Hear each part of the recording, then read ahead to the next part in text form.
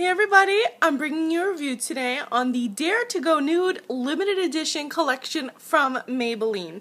And today it's going to be the lipsticks. We have 4 new Buff limited edition lipsticks, and these are pretty much just an extension of the new permanent Maybelline Buff lipsticks. Some of these shades don't feel very buff to me, like they don't feel like they fit in with the nude. But they're definitely great additions for your spring collection. So they have the buff packaging where it's got like that frosted kind of pinky, nude, brown, whatever color this is. The tubes are pretty, but they all have this color. So we have 4 colors, and the shades are, let's see, we have 960, which is barely bronze. That's, ooh, can't wait to show you guys that one. Raw Reveal, which is kinda in the same family of MAC exclusive event, Nude, but it's not a dupe, it's just in the same family. It's that kind of like grade brown, but it's not, it's grade taupe, but it's not as dark as Nude or as deep as exclusive event.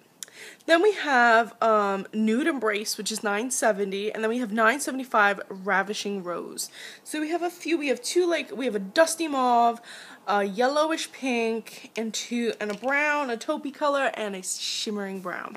So before I go all white again, let's look at number 960, which is barely bronze.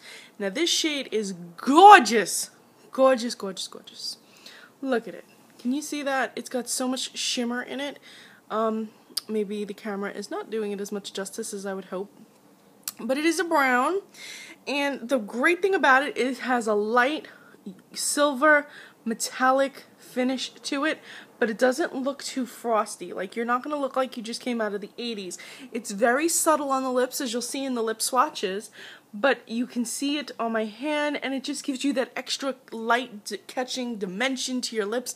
It's absolutely gorgeous. And by the way, even though I'm not doing a review on the elixirs in this video, I just wanted to quickly show you that there is an elixir that goes with this, that if you feel like the lipstick itself doesn't necessarily bring out all that shimmer that you want to bring out more shimmer, the elixir that you would pair that with is, I think it's this one, yes, is number 120, Gleaming Gold. And I'm just going to quickly show you why. So if you picked this up already and you're like, I didn't know what lipstick to put it with, Gleaming Gold has extra shimmer in it, and it's really going to help you pick it up. This is it, by the way. It has that extra shimmer.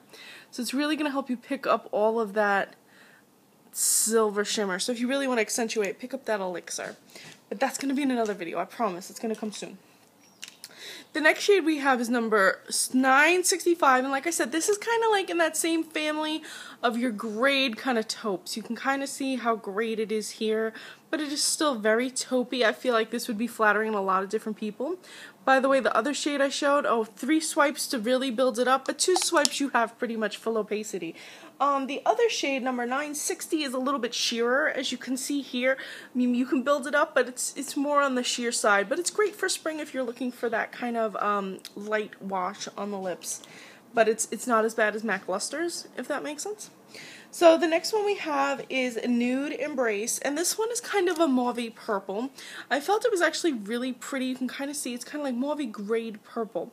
It's really a unique shade, I feel, for the drugstore. And there we go, 1 swipe opacity, really pretty. Most skin tones, it's going to lean more purple.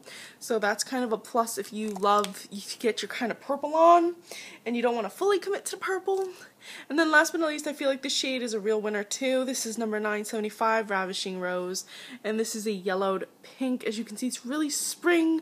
You could transition well into summer with this. Really beautiful color, 2 swipes opacity. I love that none of these really bled on the lips. They lasted for quite a while, except for the first one, because it's sheer. They lasted about 4 to 5 hours on my lips. If I was eating something greasier, or they didn't last as long.